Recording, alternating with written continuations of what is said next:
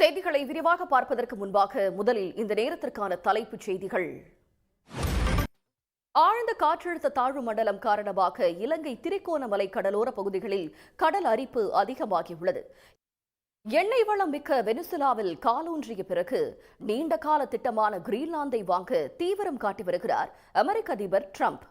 தேவைப்பட்டால் ராணுவத்தை கூட பயன்படுத்தப் போவதாக கூறி பதற்றத்தை கூட்டியிருக்கிறார். கிரீன்லாந்தை விலை கொடுத்து வாங்கவோ அல்லது ராணுவ நடவடிக்கையால் கைப்பற்றவோ முடியுமா? விஜயின் ஜனநாயகன் படத்துக்கு தணிக்கை சான்றிதழ் வழங்க கோரிய வழக்கில் சென்னை உயர்நீதிமன்றம் இன்று தீர்ப்பளிக்கிறது. ஜனநாயகன் படத்துக்கு ஆதரவாக காங்கிரஸ் கட்சியினரும் திரை பிரபலங்களும் குரல் கொடுத்து வருகின்றனர். ஆனால் விஜயோ தாவேக்க நிர்வாகிகளோ திரைப்பட விவகாரம் குறித்து இதுவரை வாய் திறக்கவில்லை. சிவகார்த்திகேயனின் பராசக்தி படம் நாளை வெளியாக உள்ள நிலையில் பொள்ளாச்சி ஹிந்தி எதிர்ப்பு புரட்சி போராட்டம் தற்போது பெருமளவில் கவனம் பெற்றுள்ளது.